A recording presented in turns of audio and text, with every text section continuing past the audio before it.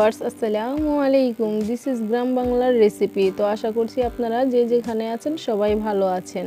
তো আপনাদের রিকোয়েস্টে আজকে আপনাদের সাথে শেয়ার করব গরুর নলি দিয়ে বা পায়া দিয়ে হালিম রান্নার রেসিপি।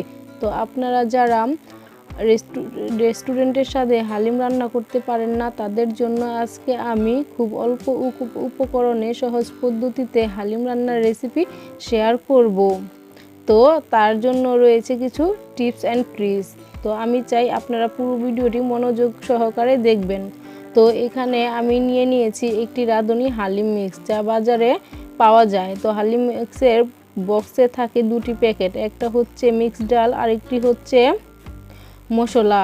তো আমি মিক্স ডালটা এখন এখানে ঢেলে নিব। তো দেখতেই পাচ্ছেন আমি মিক্স ডালটা এখন ঢেলে নিচ্ছি।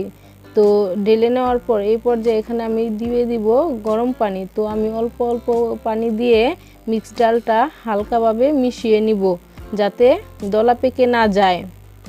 তো পানিটা একটু অল্প অল্প করে দিয়েই মেশাতে হবে। তো দেখতেই পাচ্ছেন আমি পানিটা অল্প অল্প দিয়ে মিশিয়ে তারপর এটা আমি রেখে দিব প্রায় আধা ঘন্টার জন্য। তো আমি মিক্স ডালটা ঢেকে রেখে দিব।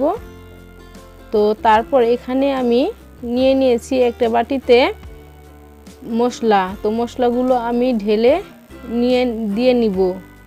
তো এ পর্যায়ে আমি এখানে একটা প্যান বসিয়ে নিয়েছি। তো আমি প্যানে রেগুলার তেল দিয়ে দিয়েছি রান্নার।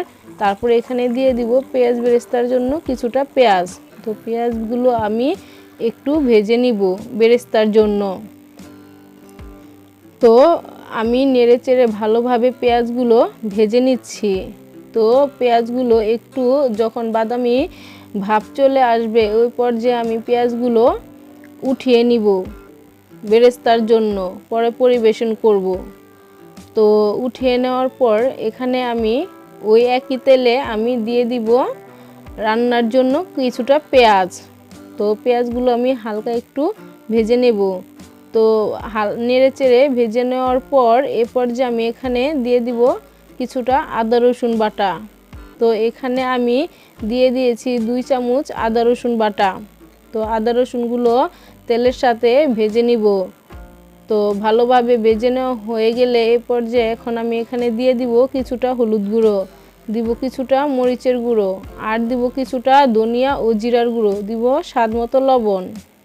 তো এ পর্যায়ে আমি তেলের সাথে মশলাগুলো একটু ভালোভাবে নেড়েচেড়ে ভেজে নিব যাতে কালারটা ভালো আসে।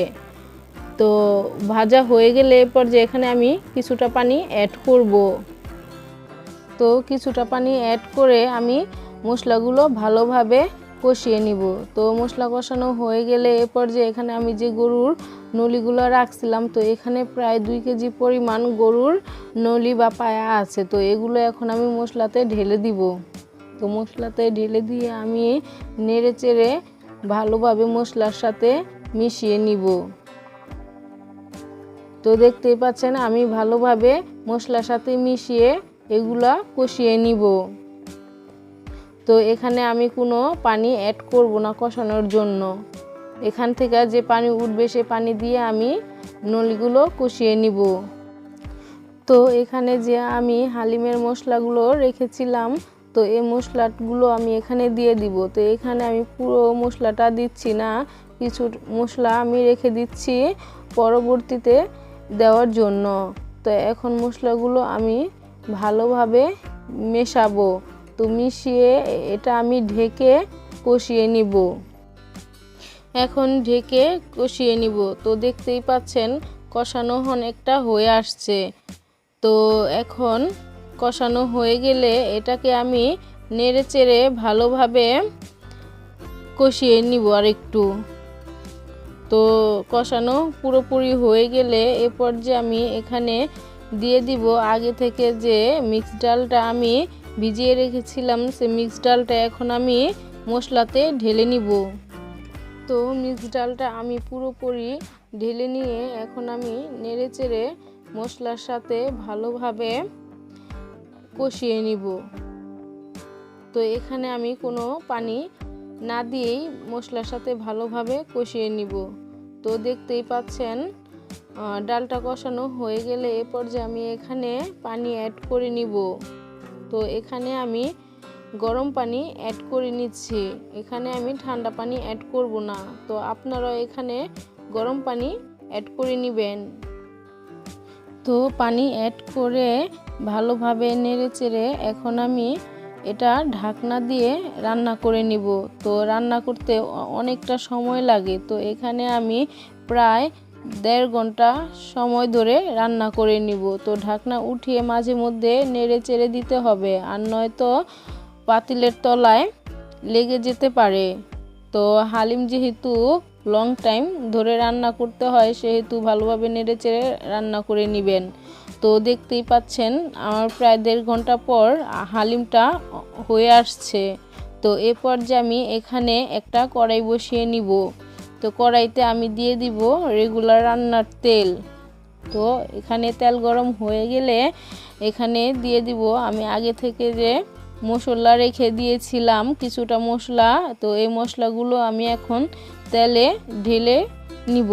তো তেলে দিয়ে আমি মশলাগুলো একটু ভেজে নিব। তো মশলাগুলো আমি তেলের সাহায্যে ভালোভাবে ভেজে নিচ্ছি। তো ভাজা হয়ে গেলে এ পর্যায়ে আমি হালিমের সাথে মশলাগুলো ভালোভাবে মিশিয়ে নিব। তো দেখতেই পাচ্ছেন হালিমের সাথে আমি মশলাগুলো ভালোভাবে মিশিয়ে নিচ্ছি। তো মিশিয়ে আমি আরও কিছুক্ষণ রান্না করে নিব। তো রান্না পুরোপুরি হয়ে গেলে এ পর্যায়ে আমি এখন চুলাটা অফ করে চুলা থেকে নামিয়ে পরিবেশন করে নিব। তো দেখতেই পাচ্ছেন আমি পরিবেশন করে নিচ্ছি। তো আমার ভিডিওটি যদি আপনাদের কাছে ভালো লাগে তাহলে অবশ্যই চ্যানেলটিতে সাবস্ক্রাইব করে নেবেন, আর অবশ্যই আপনারা ঘরে তৈরি করে এটা দেখতে পারেন। আমার কাছে কিন্তু খুব সুস্বাদু লেগেছে, পুরো রেস্টুরেন্টের মতো। তো আপনারাও চাইলে এটা ঘরে বসেই খুব সহজেই অল্প উপকরণে হালিমটা তৈরি করে নিতে পারেন। তো এ পর্যায়ে আমি এখন এখানে দিয়ে দিব কিছুটা পেঁয়াজ বেরেস্তা, আর দিব কিছুটা শসা কুচি, তারপর দিয়ে দিব কিছুটা কাঁচামরিচ, দিয়ে দিব কিছুটা ধনিয়া। তো তারপর এখানে আমি লেবু দিয়ে পরিবেশন করে নিব। তো অবশ্যই কমেন্ট করে জানাবেন আমার ভিডিওটি আপনাদের কাছে কেমন লেগেছে। তো আজকের ভিডিওটি যদি আপনাদের কাছে ভালো লাগে তাহলে অবশ্যই ভিডিওটিতে একটি লাইক করে দিবেন। আপনাদের একটি লাইক ও কমেন্ট আমাকে ভিডিও বানাতে উৎসাহ জাগায়। তো আজকে এই পর্যন্তই, ভালো থাকুন।